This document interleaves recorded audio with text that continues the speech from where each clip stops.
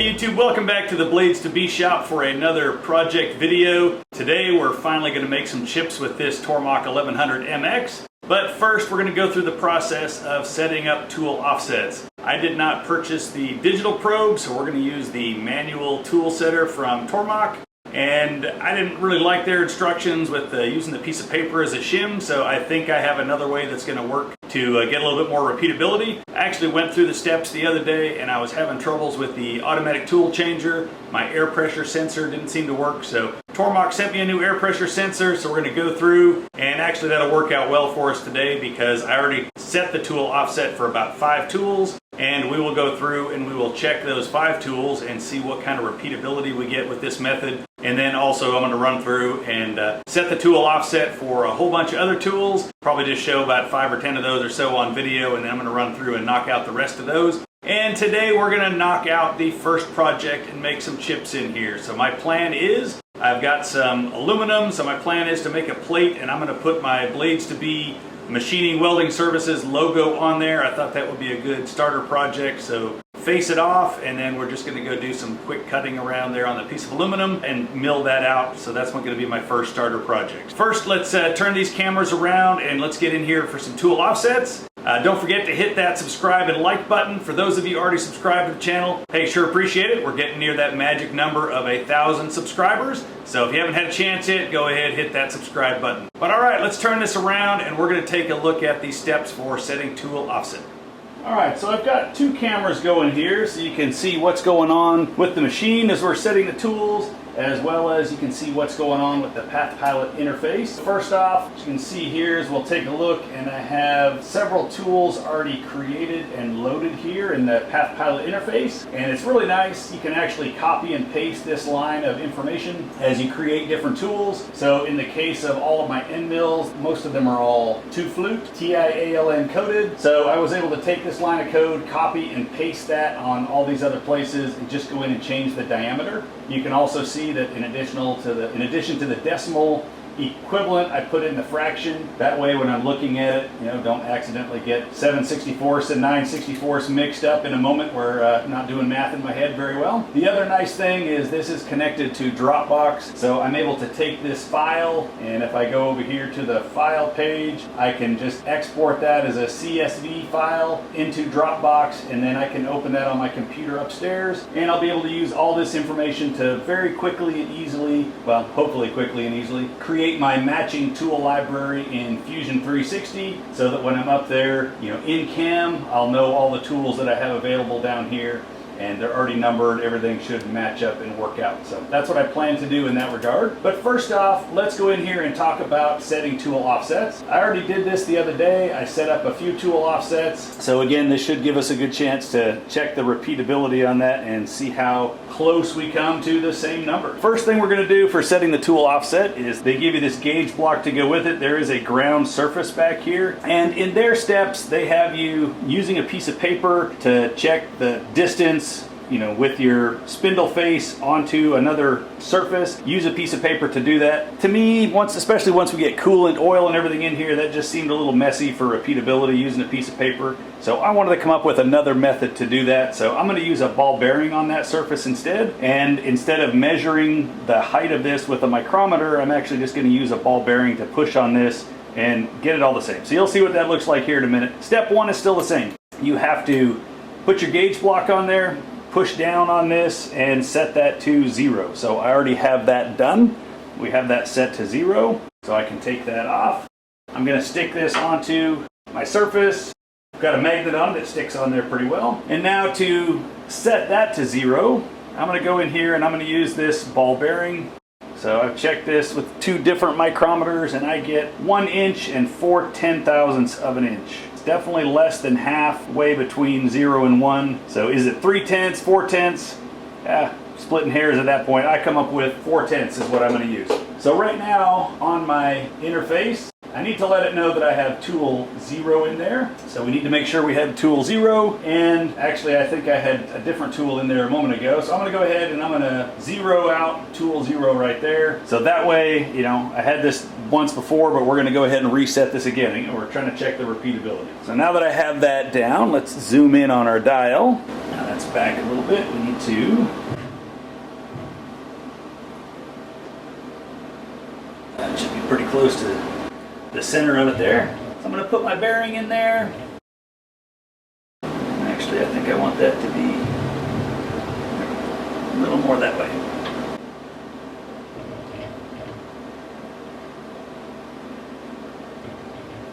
All right, this has to go around twice. Once that gets close,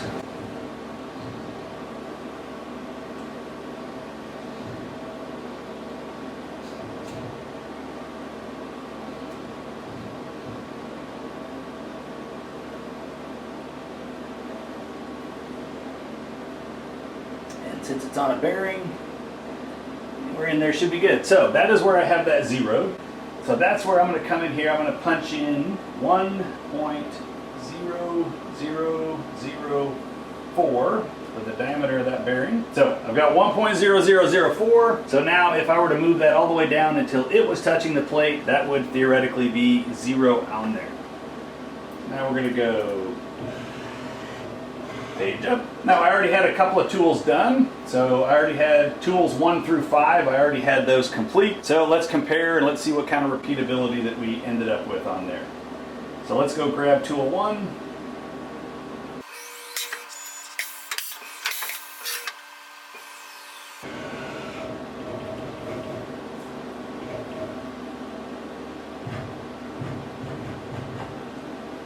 Adjust it just a little bit there.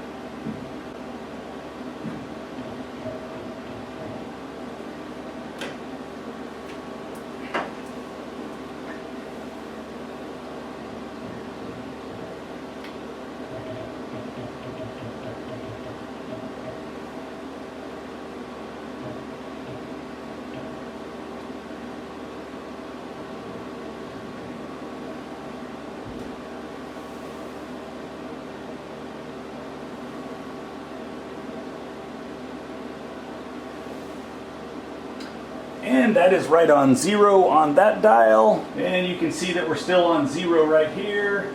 So it's at 3.5104, but when I touch Z, it's just going to stay at, well, changed it by a tenth, 3.5103 instead of 3.5104. So that changed it by 1/10,000th of an inch from where I had it before. I would say that's pretty good repeatability. All right, let's tell it to grab tool number 2.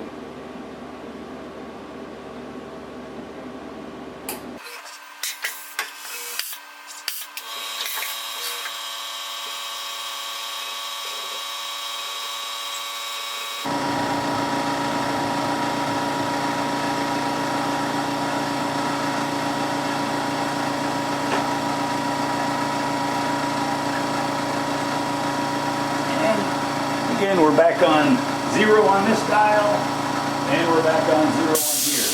So originally that was 3.2747. I touch Z, no change, 3.2747. So again, good repeatability with this method. So page up, we can go in here and grab tool number 3.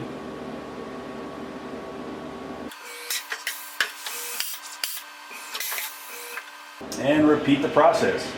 And you essentially just go through and do this process for all the tools that you have that you need to zero.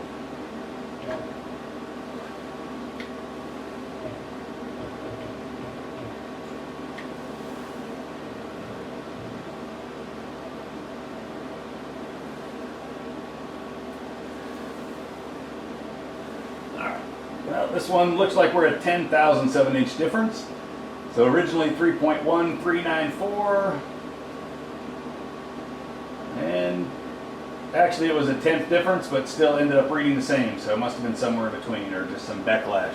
So that is the process. That's how I went through. You can pick up one of these ball bearings. I just picked it up on Amazon, just a stainless steel ball bearing, and I think that's, for me, that's a little better process than trying to use a shim and a piece of paper. I could now reset this on top of a vise on any surface and very easily go in there, stick my ball bearing, reset that for 0, and then offset or check any tools that I needed to double check. So I'm pretty happy with that repeatability, and if I don't have tools in the tool changer, Still a very simple process. You can go in here, pull out your tool, and put something else in. So right now we're going to go ahead and reset this Heimer.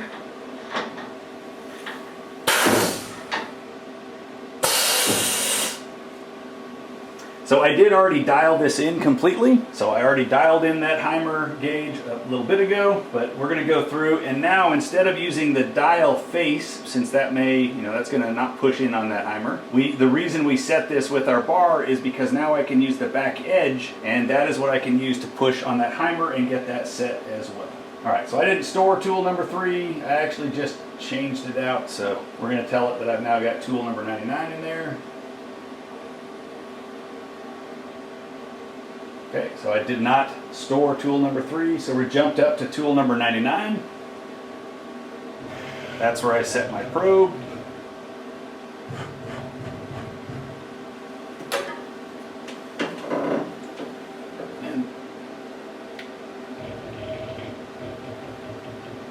Alright, so this time we're not going to watch this dial. This time we're just watching the Heimer. It's going to be pushing on that metal surface, the actual edge back there. And we're going to get our Heimer set where we need to here.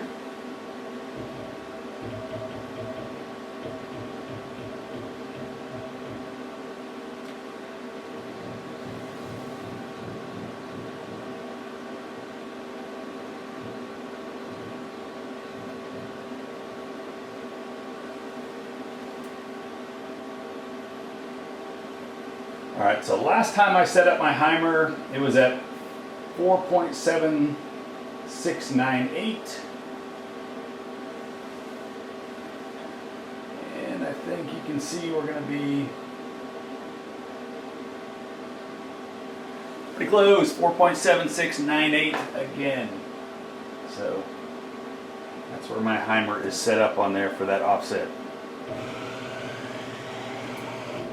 So that's it. There's the process for setting tool offsets using that manual tool setter instead of the digital probe option that you can get. So I'm going to go through, I'm going to set the heights on a lot of other tools here. I'm going to go ahead and get those plugged in while I've got it set up and going this way. And then after that, we're going to head upstairs to the computer. We're going to take a look at Fusion 360 and take a look at the design for the logo that I plan to machine today. And then finally, we're going to come down here, get a vise on, get a vise trimmed in on here, grab that piece of aluminum, and we're going to start making some chips. Let's see if we can't get this thing to cut out its first part. So let me set the height on a few more tools. We'll see upstairs at the computer in just a few minutes. I am by no means a Fusion 360 expert, so not going to try to walk you through a full Fusion 360 class here. Pretty painful to watch me operate in here, but I'm getting it. Getting better and better all the time. I do want to show you a few things as I tweaked the design, made sure it would work, and just quickly walk you through the steps to get this processed and get the code output over to the machine. So this was my first design. You can see I had some small lettering on here in addition to the big lettering. And ultimately, as I went through the steps, I faced that, did some adaptive roughing on that outer surface, finished that outer surface, and started with my larger end mill to rough out that inside, went a little bit smaller and roughed that out, and when I got down to my 1/16 end mill roughing that out, you can see that it was not doing much at all to finish profiling this lettering, leaving quite a bit of it unmachined, and especially on the smaller lettering, just wasn't going to give me the look that I was trying to get for this sign. So I quickly realized, hey, this one's not going to work, had to modify the design. So I moved on to this logo, a little bit more simplified, still the same size starting block. That's the piece of material that I have. Changed it to a little bit more of a rectangular instead of an oval, and just went with BladesIIB knives, got rid of all of the small font. Went through pretty much the same process, so I still had the same facing, faced that off, went through the adaptive milling around the outer edge, finished 2D pocket around the outer edge, and started adaptive milling or adaptive roughing the inside out with a 15/64 end mill, then a 1/8 end mill, and then I got down to my 1/16 end mill to rough that out, and you can see that that starts to cut out most of the pockets. And then I went with this 2D pocket for the final roughing and finishing, where I was no longer leaving any material. And at that point, you can see that it does finish all of the letters, finishes all the profiles, and completes it. So at this point, the part is already complete. So I wanted to get down on the machine and start cutting before I started recording any of these screen captures. So the part is done, but we will will be back up here. We do run into some challenges on the machine. I'm not going to give all of those away at this point, but I will share a couple other points of learning as I went through the process. So you can see that in here, this piece has already been roughed out with 2 other sized end mills, and yet it still wants to do these spiral cut downs here in about 5 different places. Takes about 40-45 seconds or so for it to do those cuts, sometimes even longer depending on what feed it's running at. So ultimately, I do want to learn how to edit some of this machining and get rid of some of that wasted time. I mean, that, there's another one up in here, probably a total of about 5 or 6 minutes worth of wasted machining time in there across all those different cuts. For right now, I figured I could wait 5 or 6 minutes on the machine before I invested 20 or 30 minutes in learning how to do that, but I will get there. That's sort of the next step in my learning. The other next step in the learning, let's go in here and take a look at the machining for this pocket. So the other piece that I need to understand a little better, get a little bit more efficient with, is all these different heights. We roll this up, we take a look at the different heights. So you have the top of your piece as it's cutting, you've got the top where the material used to be, and then you have your retract height. And I ended up setting most of my cutting to take place from that stock top measurement, which after I faced it off, again, creates some wasted time. It starts taking all of those plunge roughing cuts and everything from an extra 90 thou too high, so that adds additional time as well. To get some more efficiencies, need to make sure you're maximizing where your tool is starting from. For me, on this first one, hey, it was nice and safe. It let my tool start 90 thou above where it was going to be and slowly work its way down. I could make sure it was in the right place. Give me time to hit that stop button if I needed to. So it worked, but I think that's another place I can gain some ultimate efficiency.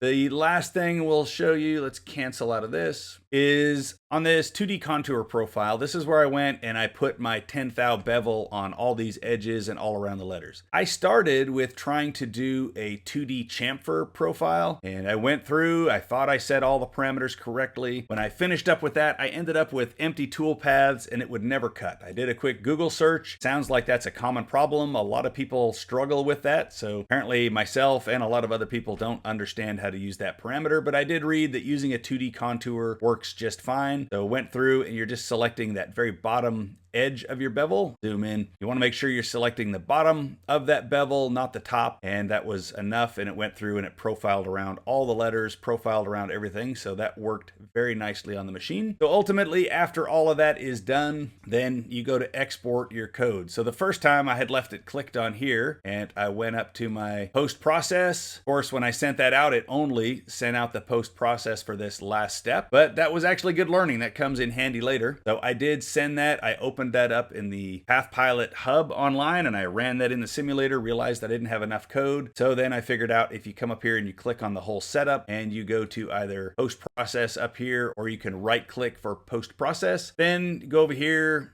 It was as simple as scrolling down, selecting the Tormach machine. So selected Tormach PathPilot and export that. I exported it to my Dropbox account, was able to go open that up on the machine. So that's the basic process. Again, we're gonna be back up here in a few minutes and talk through some different challenges and issues, but that's enough to get us going. So export this down to Dropbox. Let's head on down to the machine and let's upload our G code that we created. Take a look at what happens. All right, so before we load and run this program that we just took a look at, I haven't put any coolant in the machine yet, so we're gonna get that done. So we're gonna go 20-to-1 with this Extreme Cut 251C that came from Tormach. So I have 20 quarts, or pretty close to quarts. I've got a measuring line on here. So I've got 20 units of water in there, and then I marked the bucket so that I know where to fill it up. I'm probably gonna have to make 2 bucketfuls. So next time I can just put the hose right in there and fill that up. And we'll put in 1 part of this oil. As you'll see from all the instructions online, you always want to add your emulsion oil to your water, not the other way around. So always make sure you pour your water first, put this in second. And I do not have a fancy stir mechanism to put on my drill. Maybe something to look at in the future, but for right now, we're just going to use a old-fashioned stir stick to mix this up. And then once we have that mixed up, we'll go dump that in the machine. We'll see what level we've got to, and we'll see if we need to come mix another batch. I also have a refractometer. I will check this.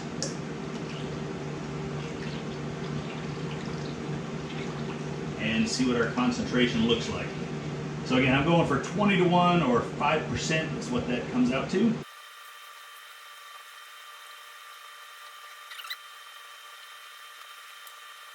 I think once we get this in the machine and run the coolant pump, that's going to help mix this up pretty much also.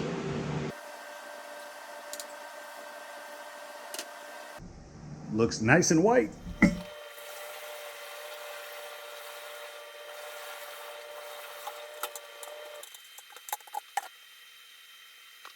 Alright, so that's registering about 4 of the 9 gallons down there. So I think I'm going to go ahead and mix up another full 5 gallons. Maybe I won't put all of that in there, but let's go mix up another batch. Okay, so I won't even begin to tell you that I understand the bricks scale that this is calibrated in, but I will say that for this particular type of oil, it seems to read exactly at 5%. So I went 20-to-1. I measured it, and I was trying to go for a 5% concentration. I calibrated this with the water that I used. It was right at 0. It was already ready to go. I checked the last batch. It was exactly 5%. I'm going to check this batch just to make sure it's the same. So I'm just going to take 1 drop, put it on there, close that up, and looking at that in some bright light, yes, I am right at 5% with this batch as well. We are ready to go. Won't quite dump it all. We'll take a look, make sure it's all gonna fit. Yeah, it's only at 8 gallons. That's reading about 8.5. All right, we'll save just a little bit in the bucket where it should be good.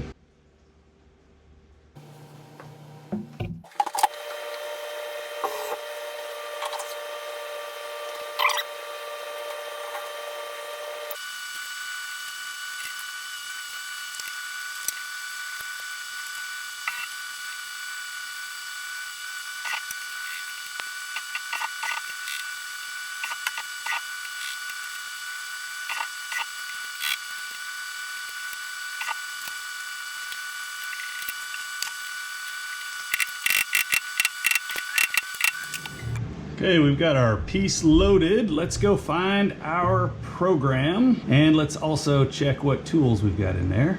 All right, for this project, I know I'm gonna need tool number 1, tool number 20, got it? Tool number 21, I don't have tool 21. Tool number 23, I don't have 23, and tool number 29, so I have 29. So I need to get tools number 21 and 23 in there. All right, I have 2 empty slots. Let's find those.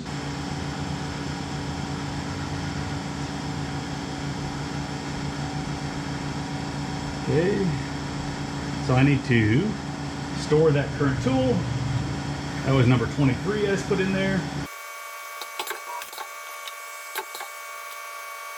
Okay, and there's 21. Get that in there. Okay, we have the tools that we need. We go to File. If I go to Dropbox. So it really is very basic on how you load a file here, but I'm trying to remember from the videos I've watched, the instructions I read, pretty much everything was from a USB drive. So I'm trying to drag a file over from that middle screen to put it in place, when in fact I've already clicked on the file, it's already open. You can see it over there on the right. It just takes me a moment to process that and figure that out. But yeah, all I had to do is double click on it and do that. There is no dragging it around if you're opening it from Dropbox. Now, once I figure that out, I notice I've got yellow on the status tab. I open that page and start doing a little bit of reading, processing, trying to understand what errors I've got in here. And yeah, let's pick up and get into those errors and figure out what we do to troubleshoot those and try to get moving. Okay, so it looks like I have too much code in here. I did not get this warning when I loaded the code into the simulator. So I think what I'm gonna go upstairs and do, I'm gonna go export the first 3 or 4 steps in the code and as a separate file. Nothing like making your first program too complicated. For a moment, I thought, oh, hey, maybe I can just edit some G-code, remove some lines. I quickly abandoned that plan, thankful that I did. Not smart enough to do that yet by any stretch. Okay, I'm gonna go upstairs and I'm going to export this code as a couple of different chunks, and that way we can just run them down here separate and make sure I don't exceed anything. So let me go export code a little different and we'll come back and try that. So my curiosity got the better of me. I came back upstairs and I looked, and in fact, I did get that same error on the status page for having too much code, for having over 100,000 lines. So I did get the same error in the PathPilot hub. However, when I read, I was focused on the errors I was getting on exceeding the X, Y, and Z axis, and I focused on fixing those, got my part positioned in the right place, and never came back to that one. So bottom line, hey, PathPilot did give me the same error message. It is exactly the same if you're in the hub or if you're down on your actual console. Interestingly enough, though, the code did run fine up here in the simulation, so maybe it's still able to run even when you exceed the 100,000 lines of code. Don't think I'd be brave enough to go and try that on my machine. So let's go look at Fusion 360 and figure out how we're going to correct that error. Back in Fusion, I realized that it's as simple as I can highlight multiple sections of my process here. I can right click on that, hit post process, go through the same steps to save the file, save it as step 1, step 2, step 3. Then you can go through here, grab 2 or 3 more steps in the process and export that code. So it's relatively simple to break up this code and get it down to less than 100,000 lines of code. I think this adaptive roughing, you can see how much movement it is. So if you're going to use some of those powerful commands on here, then you can expect to have a lot of lines of code. So it was easy enough to export those as multiple chunks. So now let's go back down to the machine with our step 1, step 2, step 3 code and see if we're ready to take a cut. Okay, let's try this again. Now I have, all right, got some different steps. Let's go with step 1 and let's see what that tells us. Okay, so I'm outside of the zone, so I think I need to go in there and probe my part first and make sure it understands where my piece is. So let's go in there and set that up and we'll see if we get rid of that error. I'm gonna switch cameras. Let's get in there on the part.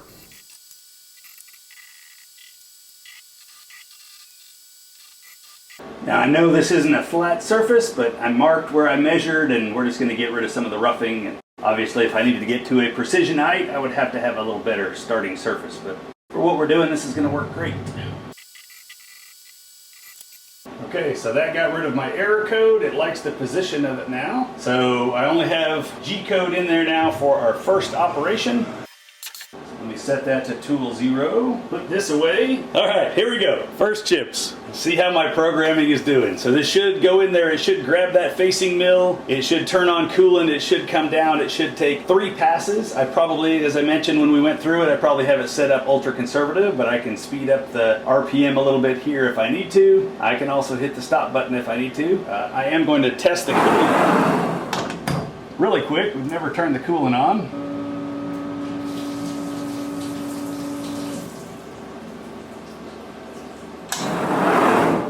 We definitely have coolant flowing, so I think that's working. Play with that after if we need to. Well, you ready, YouTube? Here we go. First chips, I'm gonna hit cycle start, and it's only gonna go through the facing, then it's gonna stop, and we'll have to load some code to get into our next step in the process, but let's see what happens. Cycle start.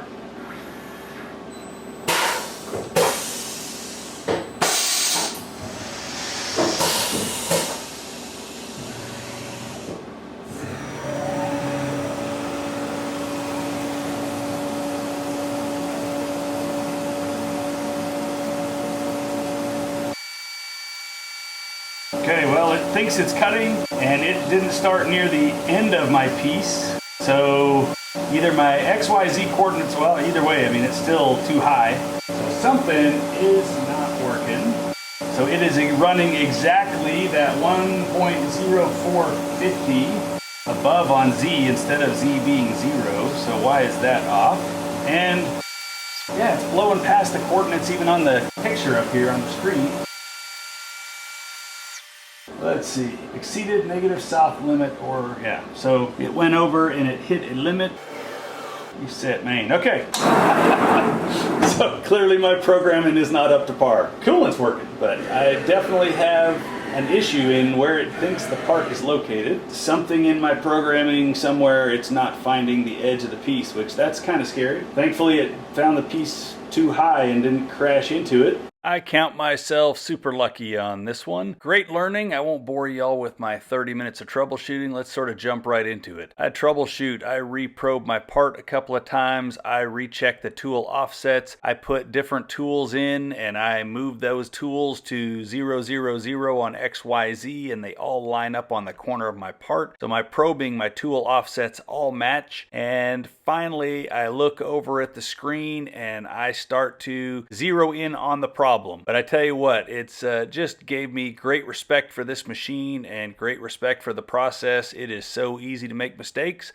I took a ton of time in making sure I understood the machine, understood the setup, and ultimately my error was in my CAD CAM programming in CAM. I showed you I made 2 of these parts. I mocked up 2 of them. I spent a ton of time on the CAM process on the first one, and I got sloppy when I went and moved and did the CAM on the second one, and that's where I made my error. So let's jump back in here and let's take a look at the error, and ultimately let's get it fixed and let's get making some chips.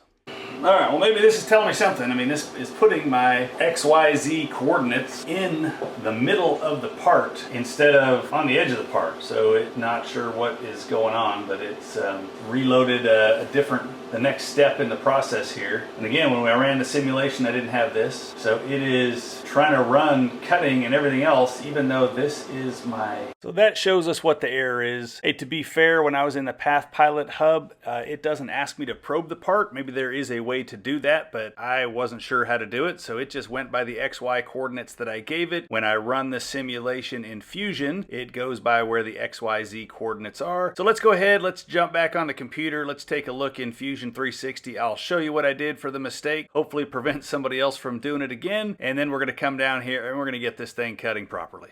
Let's take a look at this mistake. So in order to do that, I need to back up to an earlier version of the drawing, what I exported the first time. As I mentioned, I actually cut the piece before I came up here and did all the screen recordings. So I backed up to an earlier version, and this is what I originally programmed for the part. So because I had done 2 of these, when I went to program that original block with the smaller lettering on it, I was watching a video on exactly how to go through the steps and went through step by step, and I made sure that I moved my XYZ coordinate over to a point on the model where I wanted it. As I did that the second time around, I wasn't watching a video at the same time. I thought, hey, I've got this, I understand it, and I missed a step. When you look at it, it seems pretty clear. The whole time I was programming this piece, my XYZ coordinates were out here in the middle of the model, obviously not in the right place on the corner where I wanted them, and I just missed it. So it's one of those where, again, you have to respect this process. It's really easy to miss a step, make a mistake, and when you're new at it like I am, you just don't even know what to look for. I am sure that that would jump out at anybody else who does this on a regular basis. Thankfully, it was an easy fix. All I had to do was pick that, move that over to its proper location. All of these turned red for all the tool paths were wrong, but all I had to do was click on each one of them and let it reprocess based on the new point, and it reprocessed all of those tool paths within a matter of minutes. I exported some new code, and we're going to go down and take a look at what that does for us here in a moment. Very thankful. The stupid tax on this ended up being free. Was super thankful for that. Obviously, if I had set that XYZ coordinate in a different place and had a crash, the stupid tax could have been considerably higher on that mistake. So I count myself very fortunate, very lucky, and great learning. I'm sure that that will serve me well in the years to come in remembering not to do that again. Last thing we're going to take a look at is we will go take a look at this in the simulation and figure out how I missed it there as well. So here it is in the Path Pilot hub. Again, you can clearly see that my XYZ coordinate is in the middle of the part. It's not over here in the corner. I was more focused on shifting my part around in here to make sure that it had clearance. And as you can see, the simulation does run just fine. It will still go over and start the same way it runs in Fusion 360. Since you haven't probed the part, it just assumes that's what you wanted for your XYZ. So it runs. So no fault of Path Pilot hub or anything else. It's truly just, hey, that's just how this stuff works. It's a computer. It knows what it knows. It does exactly what you think it's going to do. But that was what my mistake was, is I left my XYZ coordinates on the default when I started a new setup, and I did all of my tool paths, all of my programming from that default XYZ coordinate system. Let's head back to the machine, and now, finally, let's start making some chips with this thing. Let's go make that happen. So I am extremely lucky in that I told the airplane the runway was 100 feet too low, so there was no contact. It just hovered over top. I resent the G-code, so let's get back to step one and let's see if this looks better. Okay, at least now when I look on the screen, it already looks better where it's showing my XYZ coordinates in the right place. I am seeing the facing pattern moving over my part, so that is already looking significantly better. So here we are for take two. Let's close the doors and let's see what happens.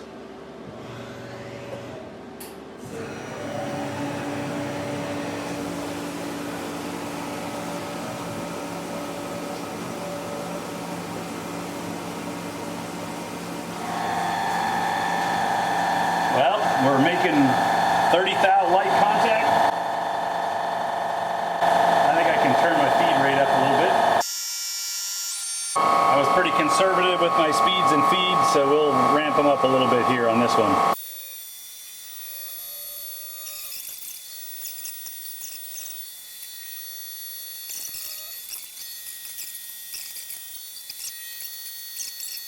Okay, so it should come out, it should come off. Okay. And it's going to wait for me because it's stopping after each step to make me hit continue. Woo! Okay, success! There is a first step of the program done. So we have parameters set mostly correct. I need to go in here and I need to change this to high speed because we are going to be going significantly faster once I get the other small tools on here. So let me get that belt moved. Okay, we've got our belt adjusted for high speed. All right, this next part of the program, it should grab our 3/8 end mill and it's going to rough around that outer edge and then it's going to finish around that outer edge. So those next two steps should go, and then because it was too much G-code, we're going to have to run some more. I'll also make sure I put my feed and speed back down to 100%. All right, let's try the next step.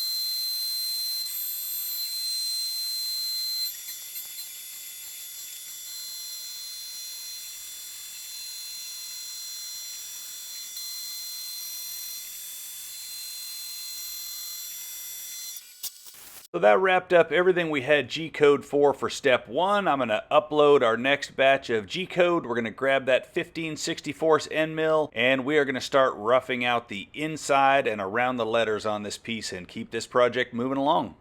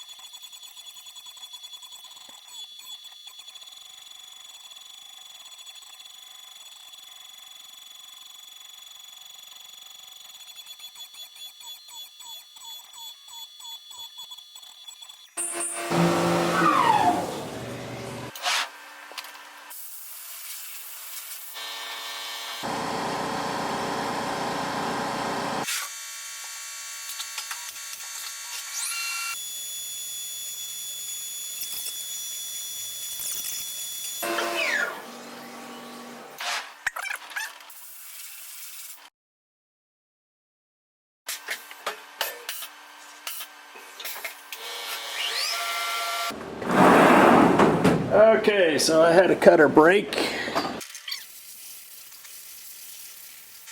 Well, it's looking pretty cool.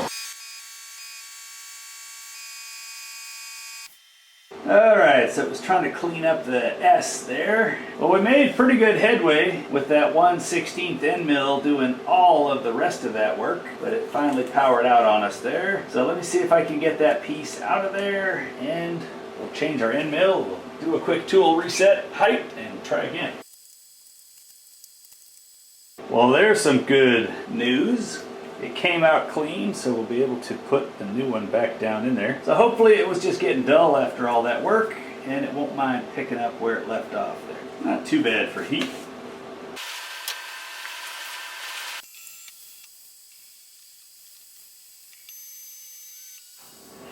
Alright, so I just selected a different work offset, and I'm going to go ahead and set this work offset. I named it for tool setter on top of the vise, so I should be able to use this again in the future.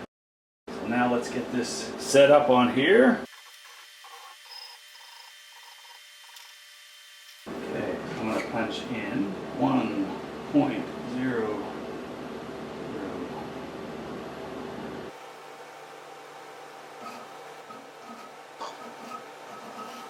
Alright, I didn't do that right because I didn't put it to tool 0. I just took out the other tool. So, reset that.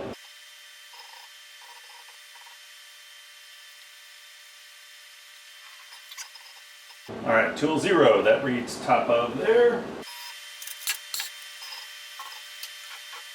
Okay, now I'll go back to, this is tool 29. And my offset was 3.1416. I tried to put it in there a little further this time, so it should be less this time around. And yes, about 150 thou less. I stuck it up in there about 150 thou further. So that matches up. We should have it reset. Now let me go back to G54 and 69432. Okay, so line of code 69432. Alright, so I want to restore with a Z plunge lead in. I'm actually going to back up about 10 lines of code and start from there.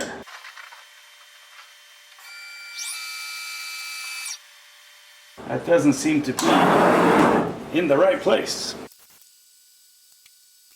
Guess I need to just hit the stop button, not the whole emergency stop. I have to do this every time. So let me just do a kind of an eyeball check if I look like I'm in the right spot here. Okay, well that looks like it. I guess I just backed up enough lines of code that it was doing something different. Alright, let's try this again. So I let this run for about 5 or 6 minutes and then snapped another 1/16 end mill in here. What I eventually figured out is that the feed rate I was running for the adaptive roughing program worked fine. I had that running at about 20 inches per minute and it liked that on the adaptive. Once that switched over to the 2D roughing and finishing for the pocket, it did not seem to like that feed rate anymore. I had to go back up to the computer and slow that feed rate down. Went to about 13 inches per minute, and then to be even more conservative, once I brought that new G code back down, I turned the percent of feed rate down on the console and ended up cutting this at about 8 inches per minute is the feed rate that finally worked really well to finish cutting out this complete pocket. Took about an hour and 45 minutes to go through and to rough and finish that with the 1/16 end mill, but that 8 inches per minute feed rate worked fine. Had one end mill that was able to finish the complete job after that. The good news is that since I had already set up that G55 tool offset, I was able to quickly put my tool setter back on top of the vise. I didn't even check it again with the bearing. I had just done that 15 minutes earlier, so I trusted that it was good, and I just put that back on, went over, reset the tool on this, and felt really good about it after the project was done. Can't feel any difference from where one tool was running versus the other. So great learning in just confirming how to set these tools and get all that reset. So ultimately, hey, this project did everything I wanted it to. Was lots of learning, did a little bit of problem solving, got to try out some different things, and let's check out how the project finished up. Okay, we're about to go for the chamfer. Let's see how she is looking after a couple of 1/16 cutters and learning how to reset tool depths on the fly and restart programs. Well, I think at least it all was worth it. That is looking really cool. Feels amazing. All those tool paths in there just make it look even cooler. That font turned out all right. All Okay, let's see how this chamfer tool does on there with this chamfer program. Give that air compressor a minute to fill up, make sure we don't get the low air warning.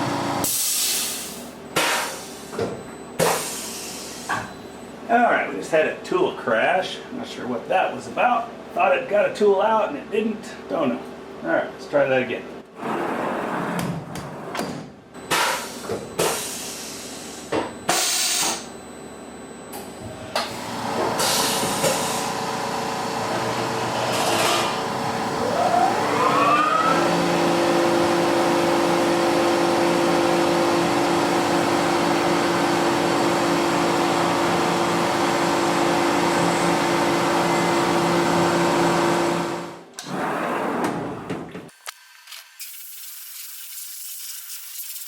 Well, first CNC project in 30 years, and yeah, I am pretty darn happy with how that came out. That looks freaking awesome. Alright, I wasn't brave enough to try to round off these corners and try to make a tool path that would jump the vise. I maybe could have beveled that edge, but that's alright. We'll leave this one beveled and cool, and we'll leave that one cool.